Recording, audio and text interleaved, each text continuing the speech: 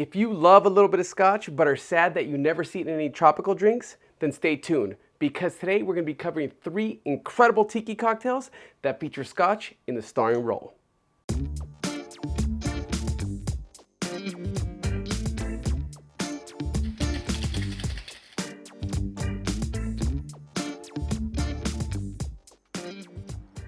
Welcome to Cocktail Limelight. I'm your host, Eric Castro, and today we're going to be exploring 3 of my favorite tiki drinks. Whereas most tiki drinks tend to lean towards rum, maybe every now and then a little bit of brandy or a little bit of gin, one spirit that you see that almost always gets overlooked is Scotch. I've always thought that that was a damn shame because when you look at the flavors of Scotch, so many of the aromas and notes that you find from a good Scotch whiskey lend themselves beautifully to the tropical category. A great Scotch can have notes of vanilla, brown sugar, cinnamon, allspice. These are all flavors that pair beautifully with the traditional flavors that you see in a delicious tiki drink. And since these flavors seem to pair together well so naturally, it seems a shame that we're not all drinking more Scotch out of coconuts. Because now that we've discussed it, it seems like it should be a match made in heaven, right? But you know what? I'm gonna stop trying to convince you with my words and instead convince you with the flavors of the drinks we're gonna be making. The first drink that we're going to be making is called the STARBOARD Light. And this is a cocktail that I first encountered in Trader Vic's Pacific Island Cookbook, which was written in 1968. For years, I only knew of Trader Vic in regards to his cocktail books.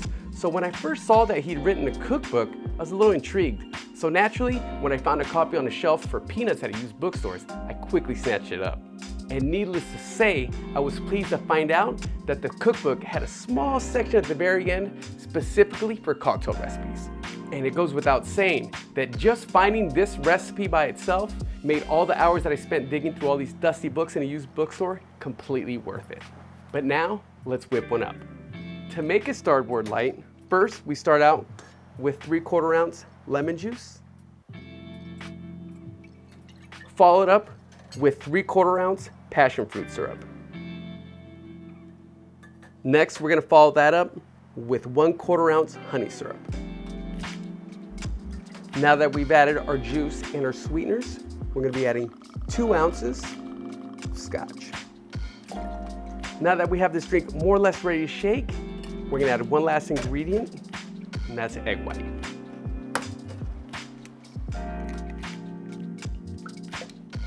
Now, if you'll notice, I put my egg white in a separate tin, and that's that. Just in case I ever get distracted and forget about it for a second, the egg white won't congeal and get all nasty from the citrus and the booze.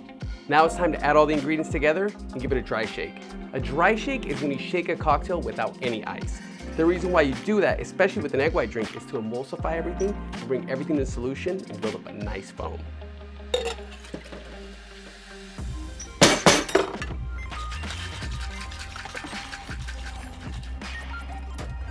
Now let's add some pebble ice to the mixture and give it another shake.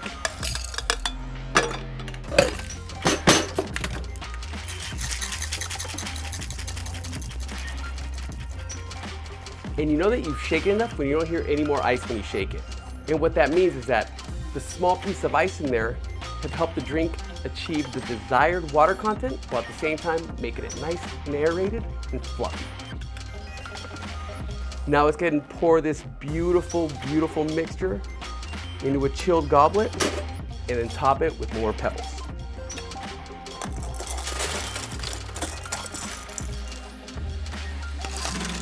And now that we have the drink looking frosty and inviting, it's time to garnish it with a fresh bouquet of mint. And remember folks, mint's cheap, so there's no reason to get stingy with it. There are few things that look as delicious and appealing on a cocktail as a beautiful and generous bouquet of mint. And remember, it's not just for looks. The aromatics from the mint will make the taste of the cocktail that much better. Oh, this drink is amazing. The STARBOARD Light. The second drink that we're making today was featured on the menu of Trader Vic's namesake bar located in London at the Hyde Park Hilton in 1963. It's the Scotch version of a template that he was known to riff on with different spirits over the years. But you know, as they say, if it ain't broke, why fix it? I remember trying this one out for the first time when I was working at Heaven's Dog, a bar in San Francisco that opened up in 2009. I recall that one of my coworkers suggested it to me, and I remember straw tasting it and just being blown away at the complexity of a cocktail that only had 4 ingredients. The flavor itself is reminiscent of a citrusy toasted almond, which is why over the years I feature on a few different menus and events that I've done, and everybody loves it. Which is why I've since featured on various menus over the years, as I'm always eager to introduce this drink to people that are fans of a good whiskey sour. But anyway, let's go ahead and make a London sour. To make one, first let's start out with 3/4 ounce lemon juice, followed up with 3/4 ounce orange juice, along with 3/4 ounce Orgeat, which is just a really fancy way of saying almond syrup. And lastly, 2 ounces of Scotch. Now let's go ahead and shake this with some more pebble ice or crushed ice, whichever you happen to have.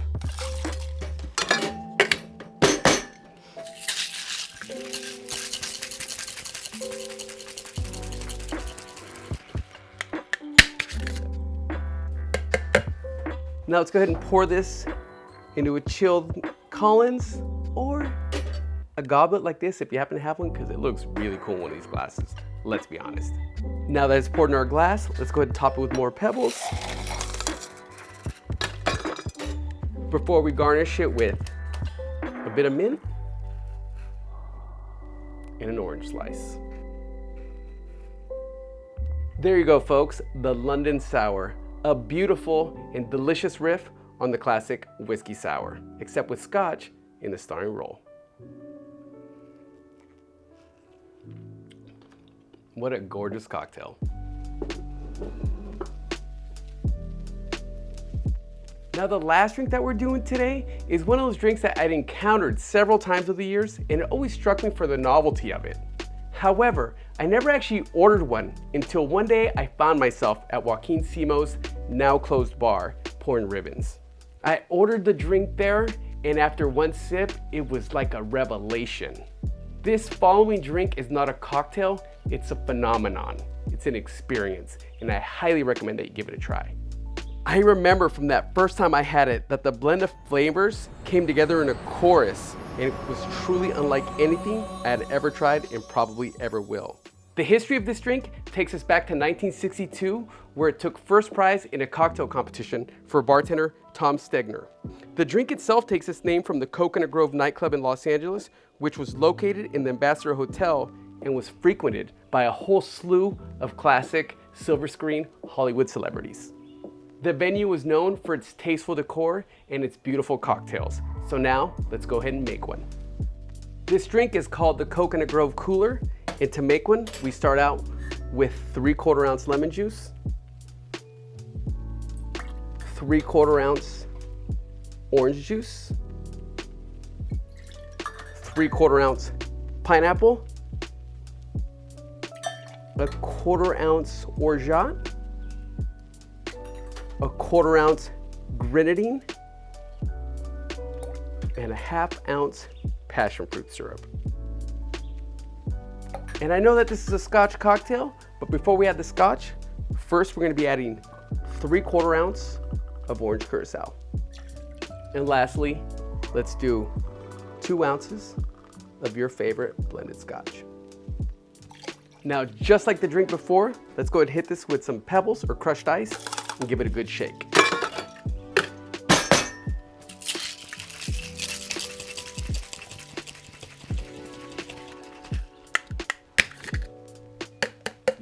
Now let's go ahead and pour this beautifully aromatic mixture into your favorite ceramic mug.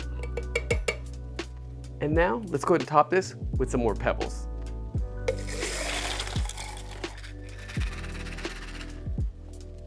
But before we take the first sip, let's go ahead and garnish this with an orange slice, 3 cherries on a pick, and for aromatics, a generous bouquet of fresh picked mint.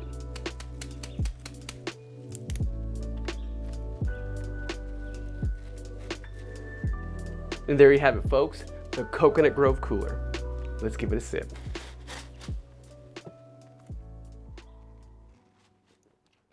This drink is so much better than it has any right to be.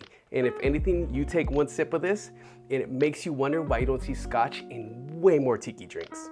It's fruity, it's smoky, it's decadent, it's absolutely beautiful, and you know what? I recommend that you go and try one. And there you have it, folks. 3 delicious and incredible tiki drinks made with Scotch that I think you need to go and try today. Not only is it because they're delicious, but I hope that it helps you look at Scotch in a different way. But now that wraps up today's episode, what are some other drinks that I should feature on a future episode? If you can think of any, leave them in the comments down below, and who knows, maybe they'll be featured in a future episode of Cocktail Limelight.